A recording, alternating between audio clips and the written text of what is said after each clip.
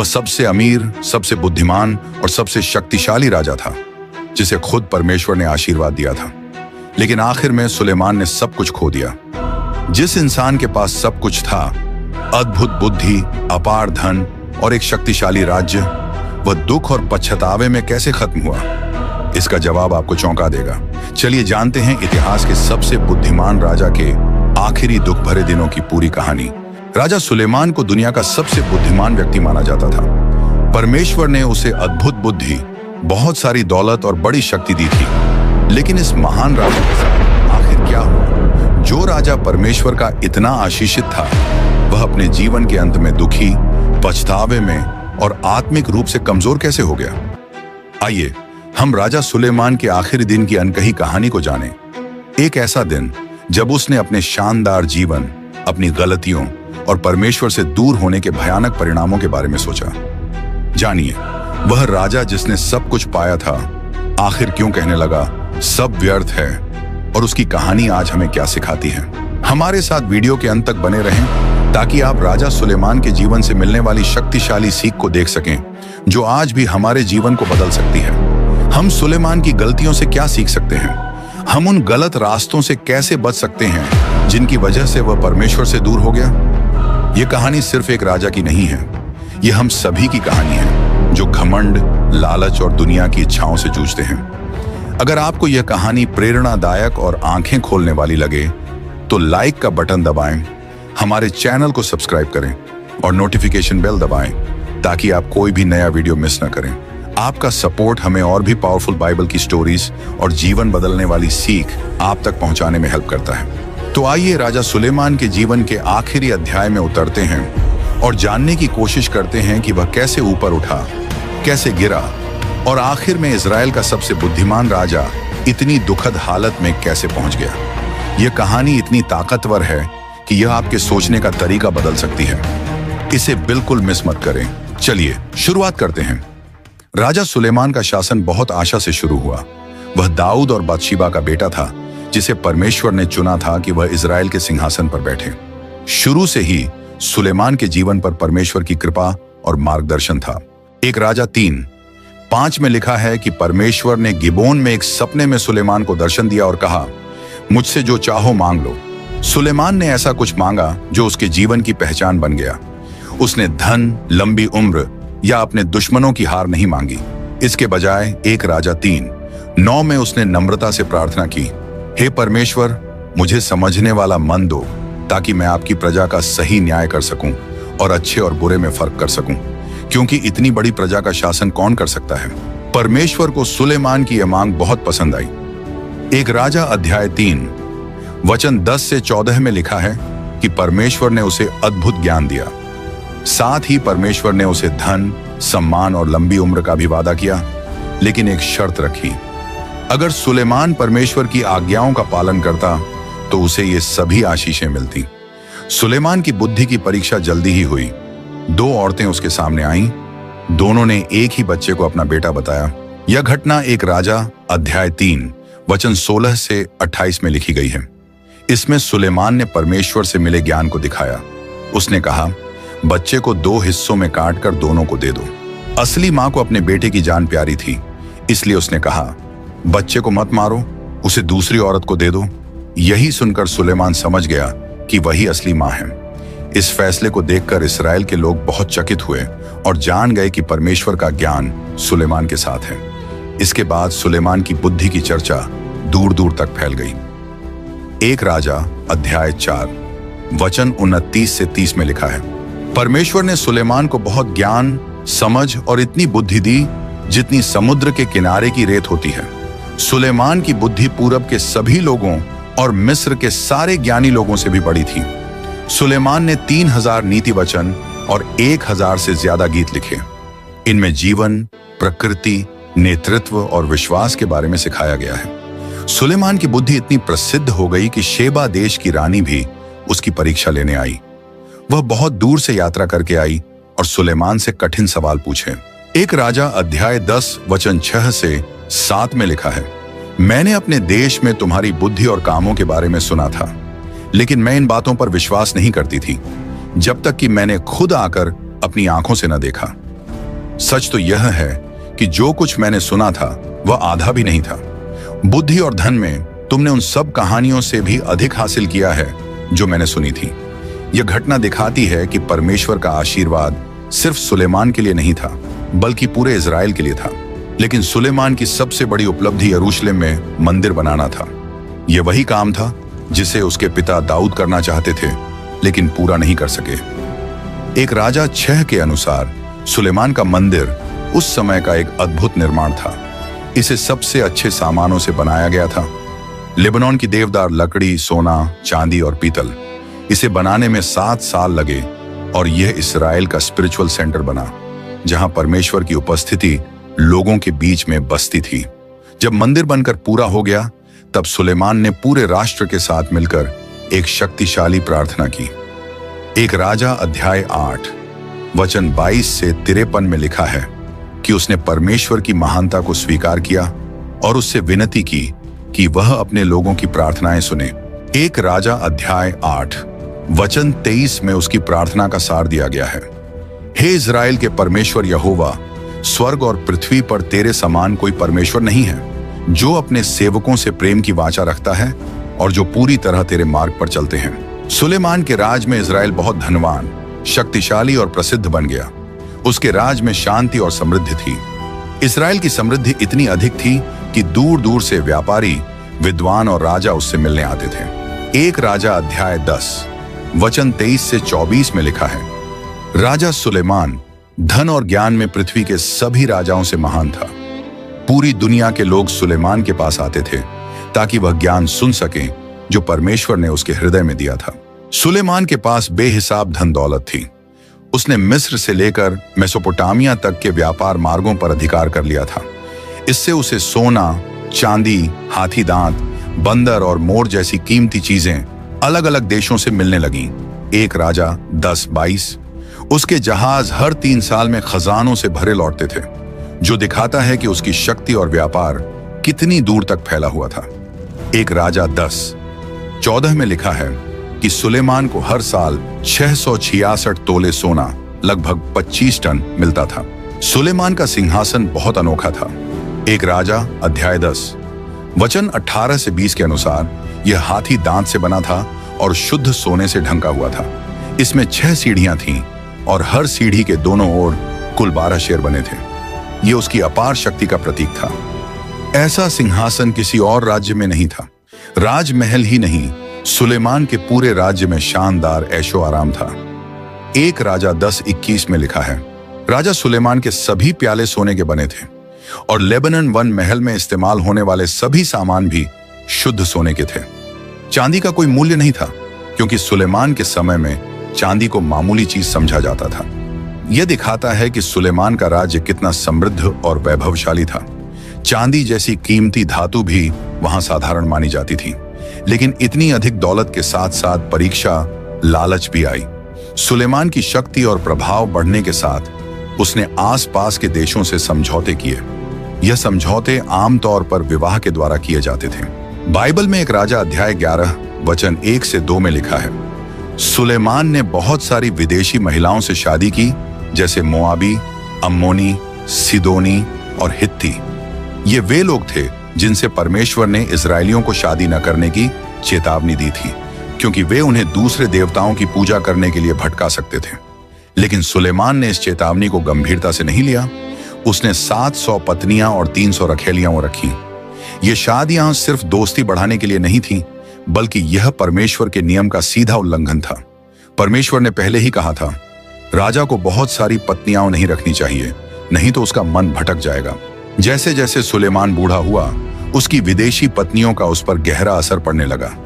Bible में एक राजा 11:4 में लिखा है, जब सुलेमान बूढ़ा हो गया तो उसकी पत्नियों ने उसका दिल दूसरे देवताओं की ओर मोड़ दिया। वह अपने पिता दाऊद की तरह पूरे मन से अपने परमेश्वर यहोवा के प्रति वफादार नहीं रहा। परमेश्वर ने सुलेमान को बहुत बुद्धि दी थी, लेकिन वह अपनी पत्नियों से इतना प्यार करने लगा कि उसने इस्राएल के परमेश्वर के प्रति अपनी भक्ति को कम कर दिया। सुलेमान की यह गलती इस रूप में दिखी कि उसने ऊंची जगहों पर वेदियां बनवाई, जहां लोग दूसरे देवताओं को बलि चढ़ाते और पूजा करते थे। उसने अशतोरित नाम की देवी के लिए भी वेदियां बनवाई। यह देवी सिदोन के लोगों की थी और इसे उपजाऊपन और भोग विलास की देवी माना जाता था। यह इज़राइल के पवित्र परमेश्वर की शिक्षा के बिल्कुल खिलाफ था। सुलेमान ने मोआब के देवता कमोश और अम्मोन के देवता मोलेक के लिए भी ऊंची जगहों पर वेदियां बनवाई। मोलेक की पूजा में बच्चे की बलि देना शामिल था, जो परमेश्वर को बहुत बुरा लगता था। सुलेमान ने यह सब सिर्फ दूसरों की संस्कृति अपनाने के लिए नहीं किया, बल्कि यह परमेश्वर के आदेशों का सीधा उल्लंघन था। परमेश्वर ने व्यवस्था विवरण अध्याय 12 2-3 में इस्राएलियों को साफ साफ कहा था कि दूसरे देवताओं के पूजा स्थल नष्ट कर दो, नए मत बनाओ। लेकिन सुलेमान ने इसके उलट काम किया और परमेश्वर की बात नहीं मानी।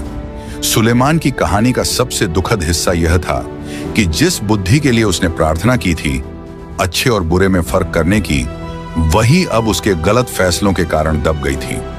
वह मूर्ति पूजा में फंस गया, जबकि परमेश्वर ने इज़राइल को मूसा के समय से ही इससे बचने के लिए चेतावनी दी थी। व्यवस्था विवरण अध्याय 7 3-4 में परमेश्वर ने साफ कहा था, उन लोगों से शादी मत करना, अपनी बेटियों को उनके बेटों से मत ब्याहना और उनके बेटियों को अपने बेटों के लिए मत लेना, क्योंकि वे तुम्हारे बच्चों को मुझसे दूर करके दूसरे देवताओं की पूजा करवाएंगे। लेकिन इतनी साफ चेतावनी के बावजूद सुलेमान का दिल भटक गया। उसका परमेश्वर के प्रति प्यार कमजोर हो गया, जबकि उसके पिता दाऊद ने अपनी गलतियों के बावजूद हमेशा परमेश्वर के प्रति भक्ति बनाए रखी। परमेश्वर सुलेमान से नाराज थे और उन्होंने इसे छुपाया नहीं। परमेश्वर 2 बार सुलेमान को दर्शन दे चुके थे, पहली बार गिबोन में और दूसरी बार यरूशलेम में। उन्होंने सुलेमान से अपने वचन पर चलने और विश्वास योग्य बने रहने को कहा था। एक राजा अध्याय 9-6-7 में परमेश्वर ने कहा था, अगर तुम या तुम्हारी संतान मुझसे मुंह मोड़ ले और मेरे दिए हुए आदेशों का पालन न करे और दूसरे देवताओं की पूजा करने लगे, तो मैं इज़राइल को उस देश से निकाल दूंगा जो मैंने उन्हें दिया है। लेकिन इन चेतावनियों के बावजूद सुलेमान का दिल कठोर हो गया। उसने वेदियां बनाना और मूर्ति पूजा करना जारी रखा। एक राजा अध्याय 11-10 में लिखा है कि परमेश्वर ने कैसे प्रतिक्रिया दी। यहोवा सुलेमान से बहुत नाराज हुआ, क्योंकि सुलेमान का दिल इज़राइल के परमेश्वर से फिर गया, जो उसे 2 बार दर्शन दे चुका था। परमेश्वर ने उसे साफ मना किया था कि वह दूसरे देवताओं की पूजा न करे, लेकिन सुलेमान ने परमेश्वर की आज्ञा नहीं मानी। सुलेमान का परमेश्वर से दूर हो जाना हमारे लिए एक सीख है। जिस आदमी के पास सब कुछ था, बुद्धि, धन और परमेश्वर की कृपा, वह दूसरों की बातों और विदेशी देवताओं की चमक दमक में फंस गया। उसने परमेश्वर के प्रति अपनी सच्ची भक्ति छोड़ दी, सिर्फ अपनी पत्नियों और उनके देवताओं को खुश करने के लिए। जिस परमेश्वर ने सुलेमान को इतना आशीर्वाद दिया था, अब उसने सुलेमान को कड़ी सजा सुनाई। यहोवा ने कहा, क्योंकि तुमने ऐसा किया और मेरे दिए हुए वचन और आदेशों को नहीं माना, इसलिए मैं तुमसे यह राज्य छीन लूंगा और इसे तुम्हारे एक सेवक को दे दूंगा। यह भविष्यवाणी इस्राएल के एकता के अंत की शुरुआत थी। सुलेमान ने परमेश्वर की कृपा से जो शानदार राज्य बनाया था, अब वह टूटने, झगड़ों और संघर्ष की ओर बढ़ रहा था। परमेश्वर का न्याय सख्त और साफ था, लेकिन उसमें दया भी थी। परमेश्वर ने सुलेमान के पिता दाऊद की खातिर उसके जीवन में राज्य को नहीं छीना, लेकिन जब सुलेमान का बेटा रहूबियाम राजा बना, तब यह सजा पूरी हुई। यह सुलेमान की बेवफाई का नतीजा था। परमेश्वर ने उसे चुना था, लेकिन उसका दिल परमेश्वर से बहुत दूर चला गया था। एक राजा अध्याय 11-30-31 में हमें एक शक्तिशाली घटना देखने को मिलती है। भविष्यवक्ता अहियाह ने यरूशलेम के बाहर सुलेमान के एक अधिकारी यरोबाम से मुलाकात की। अहियाह ने अपनी नई चादर ली, उसे 12 टुकड़ों में फाड़ा और यरोबाम से कहा, इनमें से 10 टुकड़े अपने लिए ले लो, क्योंकि यहोवा इस्राएल का परमेश्वर कहता है, देखो, मैं सुलेमान से राज्य छीन लूंगा और तुम्हें 10 जनजातियां दूंगा। अपने जीवन के आखिरी दिन राजा सुलेमान, जो कभी दुनिया का सबसे बुद्धिमान और धनवान व्यक्ति था, अपने महल में बैठा अपनी शानदार राजगद्दी के दिनों को याद कर रहा था। सुलेमान का जीवन बड़ी बड़ी उपलब्धियों से भरा था। ऐसी बुद्धि जिसने देशों को चौंका दिया, बेहिसाब धन संपत्ति और एक शक्तिशाली राज्य जो उसके शासन में अपनी ऊंचाई पर पहुंच गया। लेकिन उसके आखिरी पल खुशी से भरे नहीं थे। इसके बजाय वह अपने जीवन में हुई गलतियों, परमेश्वर की बात न मानने और पछतावे से भरा था। सुलेमान के ये विचार सभोपदेशक नाम की पुस्तक में मिलते हैं, जिसे उसकी बुढ़ापे की रचना माना जाता है। सभोपदेशक अध्याय 1 वचन 2 में सुलेमान दुखी होकर कहता है, व्यर्थ व्यर्थ। उपदेशक कहता है, सब कुछ व्यर्थ है। ये शब्द सुलेमान के दिल के खालीपन को दिखाते हैं। जब उसने अपने जीवन को पीछे मुड़कर देखा, उसने बहुत बुद्धि पाई थी, लेकिन वह उस परमेश्वर को भूल गया था जिसने उसे सब कुछ दिया था। अपने महल में बैठे हुए सुलेमान का मन पुराने समय की यादों में चला गया। उसे वह दिन याद आया जब उसने परमेश्वर के लिए मंदिर समर्पित किया था, एक भव्य और पवित्र स्थान जो यहोवा का सम्मान करने के लिए बनाया गया था। उसने पूरी श्रद्धा से प्रार्थना की थी कि परमेश्वर का आशीर्वाद इस मंदिर में बना रहे। तब परमेश्वर की महिमा एक बादल की तरह मंदिर पर आ गई थी, जो यह दिखाती थी कि परमेश्वर सुलेमान के काम से प्रसन्न थे। लेकिन अब सुलेमान का दिल उन भक्ति भरे दिनों से बहुत दूर चला गया था। सभोपदेशक अध्याय 2 10 से 11 में सुलेमान अपने जीवन के बारे में सोचते हुए कहता है, मैंने अपनी आंखों को जो कुछ अच्छा लगा उसे पाने से नहीं रोका। मैंने अपने दिल को कोई खुशी नहीं रोकी। मैंने अपनी मेहनत का आनंद लिया और यही मेरी मेहनत का इनाम था। लेकिन जब मैंने अपने सारे कामों को देखा और जो कुछ हासिल किया उस पर विचार किया तो सब व्यर्थ लगा, जैसे हवा को पकड़ने की कोशिश करना। सूरज के नीचे कुछ भी सच्चा लाभ नहीं था। सुलेमान के पास बहुत धन था, जिससे वह हर तरह की खुशी का आनंद ले सकता था। उसने बड़े बड़े महल बनाए, अंगूर के बाग लगाए, ढेरों खजाने जमा किए और यहां तक कि दूर दूर से अजीबोगरीब जानवर मंगवाए। उसके पास सैकड़ों सेवक और संगीतकार थे जो उसे खुश रखते थे। लेकिन बुढ़ापे में उसे यह सब बेकार लगने लगा।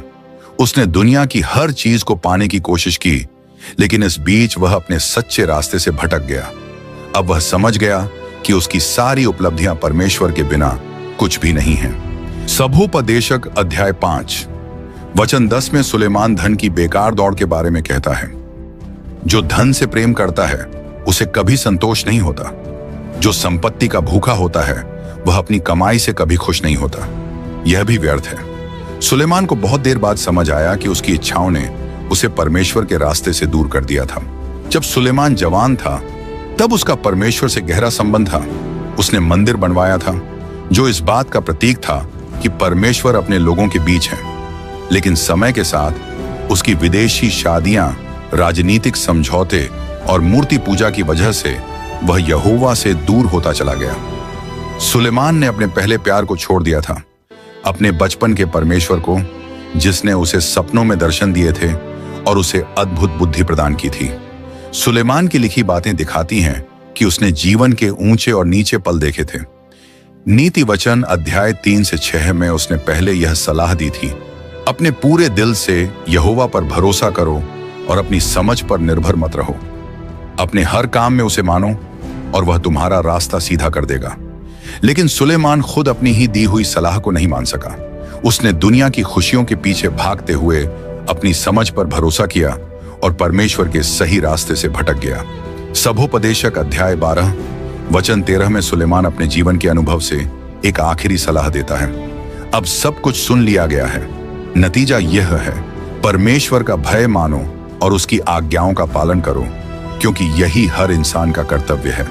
ये शब्द जो उसने अपने जीवन के अंत में लिखे, ये सिखाते हैं कि असली खुशी और शांति केवल परमेश्वर की आज्ञा मानने में ही है। सुलेमान का आखिरी दिन यह याद दिलाता है कि दुनिया की चीजें ज्यादा समय तक नहीं टिकती।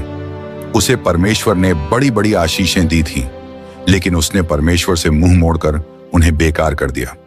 जब वह अपने अंतिम पलों का सामना कर रहा था, तब उसे समझ आया कि उसकी बुद्धि, धन और शक्ति का कोई मतलब नहीं, अगर उसका दिल परमेश्वर के प्रति सच्चा नहीं है।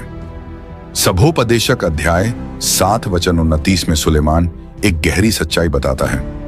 मैंने सिर्फ यही पाया है, परमेश्वर ने इंसान को सीधा बनाया, लेकिन उन्होंने बहुत से चालाकी भरे रास्ते खोज लिए। अपने समय का सबसे बुद्धिमान व्यक्ति होते हुए भी सुलेमान अपनी ही बनाई हुई गलतियों में फंस गया।